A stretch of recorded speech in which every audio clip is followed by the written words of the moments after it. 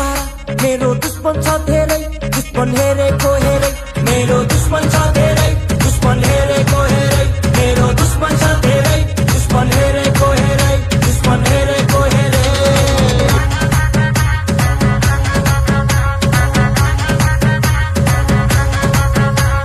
दुश्मन छ धेरै दुश्मन हेरेको हेरै हाम्रो दुश्मन छ धेरै दुश्मन हेरेको हेरै दुश्मन हेरेको हेरै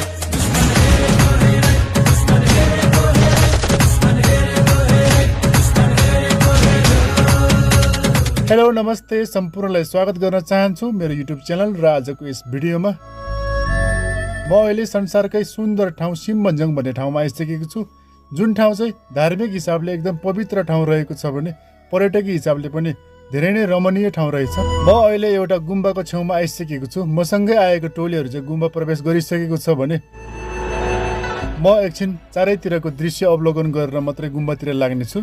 घुम्ती नै घुम्ती पहाडको बाटो हेटौडादेखि हामी यहाँसम्म आउनको लागि लगभग 90 मिनट जति लाग्यो। अप्ठ्यारो बाटोहरू पार गरेर आउनु परे तापनि यो ठाउँ साँच्चै नै आनन्दमय रमणीय ठाउँ रहेछ।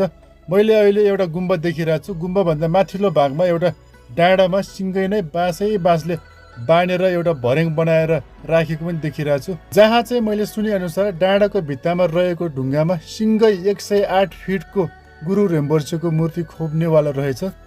सोही काम गर्न बाँस बाँधेर भर्याङ बनाएको बताउँछन् यहाँका मान्छेहरू। दूरी अलि बढी भएर होला भित्तामा बाँस बाँधेको मेरो क्यामेराले कैद गर्न अलिक गाह्रो भइरहेको छ। चारैतिरको दृश्य अवलोकन पछि म अब गुम्बातिर जाँदैछु। मेरो दुश्मन छ धेरै दुश्मन हेरेको हेरै मेरो दुश्मन छ धेरै दुश्मन हेरेको हेरै मेरो दुश्मन छ धेरै दुश्मन हेरेको हेरै दुश्मन हेरेको हेरै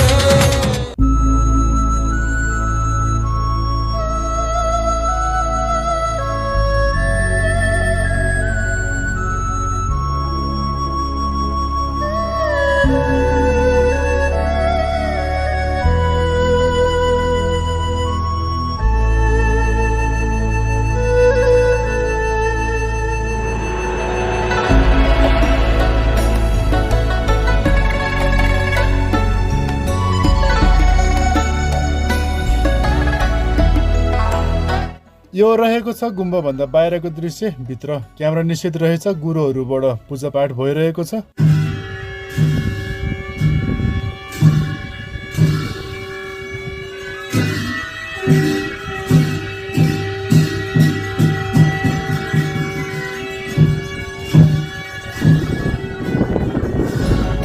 गुम्बा लामाहरूको साथी उहाँको नाम चाहिँ रहेछ नोर्बु लामा।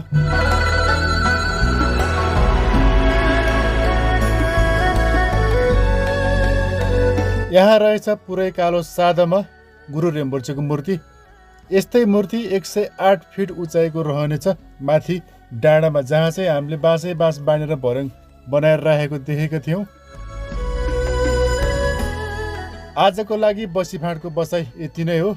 अब भने हामी लाग्नेछौँ रिकेश्वरतिर।